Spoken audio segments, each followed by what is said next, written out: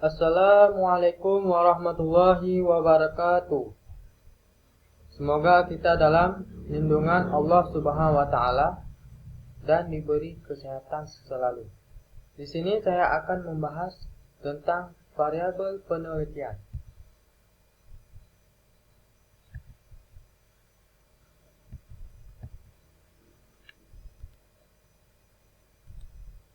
Apa yang dimaksud dengan variabel penelitian? Variabel adalah segala sesuatu yang akan menjadi objek pengamatan dalam sebuah penelitian. Di sini saya mempunyai sebuah judul penelitian, hubungan motivasi kerja dengan prestasi kerja. Yang menjadi objek pengamatan dalam sebuah penelitian itu adalah ini, hubungan motivasi kerja dengan prestasi kerja. Jadi, seorang peneliti harus mengamati judul tersebut ini, judul yang diambilnya, judul penelitian yang diambilnya tersebut. Misalnya judulnya itu hubungan motivasi kerja dengan prestasi kerja. Inilah yang dimaksud dengan variabel penelitian.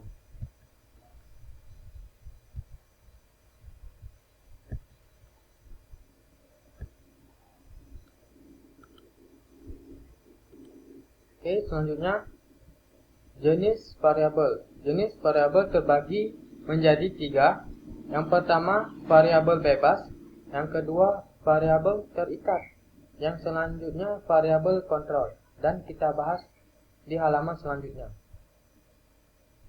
Di sini saya akan membahas terlebih dahulu variabel bebas. Variabel bebas adalah suatu kondisi yang dikontrol sehingga menimbulkan pada efek objek penelitian bisa berubah-ubah.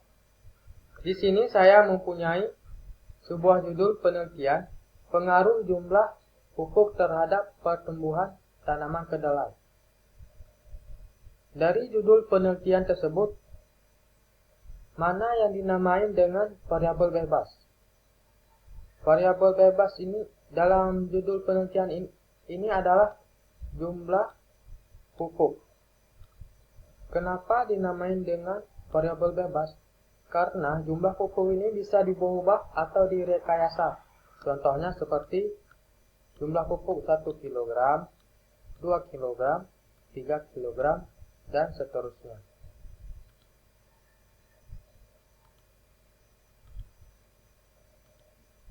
Dan selanjutnya variabel terikat. Variabel terikat adalah suatu kondisi yang muncul sebagai respon adanya variabel bebas. Tadi kita ketahui jumlah pupuk ini variabel bebas, dan variabel terikatnya di mana? Variabel terikatnya ini pertumbuhan tanaman kedelai. Jadi variabel terikat ini pertumbuhan tanaman kedelai. Kenapa dinamai dengan variabel terikat? Karena ada respon adanya variabel bebas. Variabel bebas atau bisa juga variabel terikat ini masih tergantung dengan variabel bebas. Dia masih tergantung dengan jumlah pupuk tersebut. Misalnya jumlah pupuk 1 kg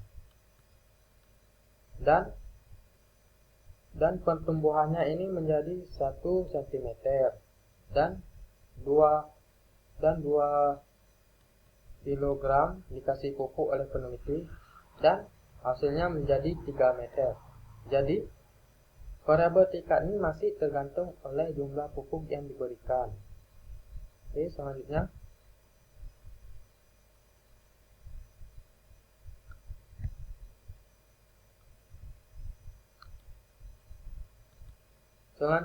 variabel kontrol. Variabel kontrol adalah dampak dari variabel bebas terhadap variabel terkait, tidak dipengaruhi oleh adanya faktor luar yang tidak diteliti.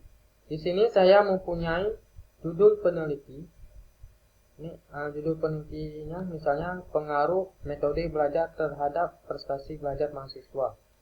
Di sini variabel bebasnya metode belajar dan variabel terikat ini prestasi belajar. Dari judul penelitian ini, mana yang dinamai dengan variabel kontrol? Ini metode belajar ini. Karena tidak terpengaruh oleh prestasi belajar. Tidak dipengaruhi oleh ada faktor luarnya. Itulah yang dimaksud dengan variabel kontrol.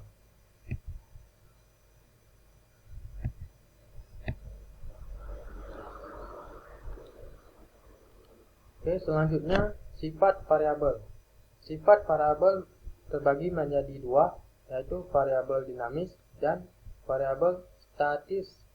Sini saya membahas terlebih dahulu variabel dinamis. Variabel dinamis adalah suatu variabel yang bisa diubah naik keadaan maupun jarak maupun karakteristiknya.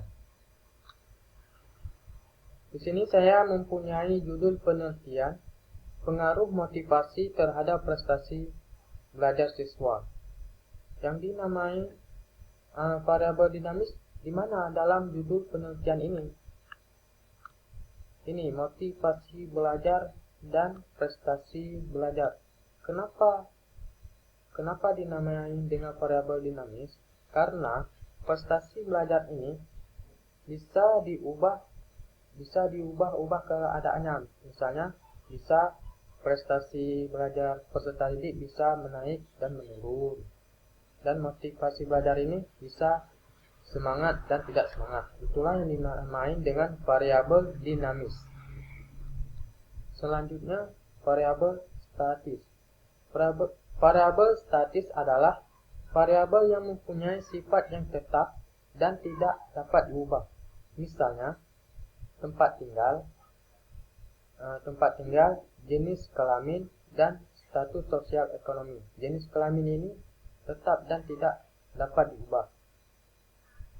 Dan selanjutnya urgensi faktual. Urgensi faktual ini adalah variabel yang mendorong dengan adanya kebenaran.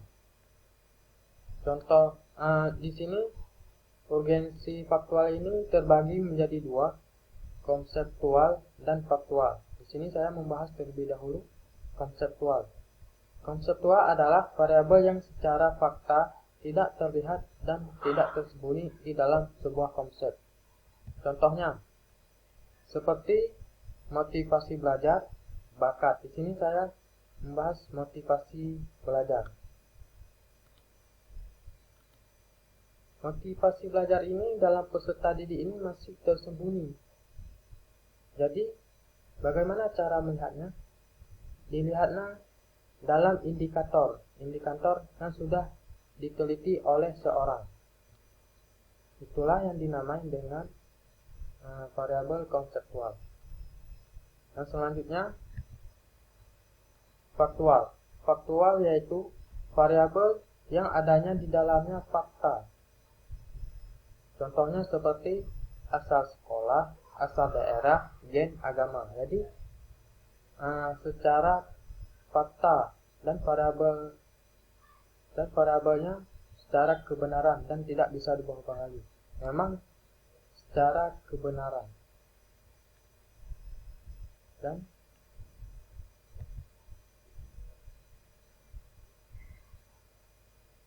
sekian dari pembahasan variabel saya. Kalau ada kurang, saya mohon maaf. Billahi taufiq wal hidayah. Assalamualaikum warahmatullahi wabarakatuh.